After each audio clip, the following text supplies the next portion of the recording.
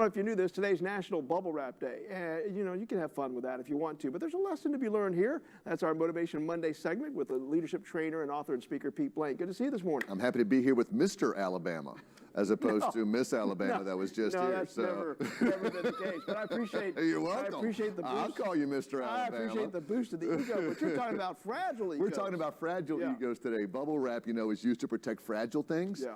We got to be careful with our fragile egos. If you have a fragile ego that's not protected in bubble wrap, it can affect you, it can affect people around you. And people who have fragile egos, they're very insecure, they're uncertain, and it can create problems in relationships and also problems in work and things like that as well. Yeah, and I guess there's lessons to be learned here. What's the main takeaway? Well, the main takeaway is if you've got a fragile ego, you're not very good at taking constructive criticism. So here's a perfect example. I had someone in my work the other day who typed an email in all caps. So I went to them and said, hey, just want to let you know, when you put things in all caps in an email, that's the same as yelling.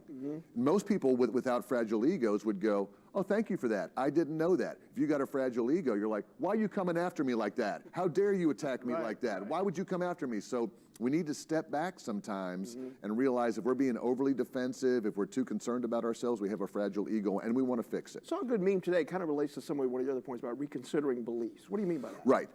If you have a fragile ego, you're so focused on one part of your life. When I say reconsider beliefs, for myself, I consider myself a father, a husband, an American, a friend, a Christian, a speaker, a trainer.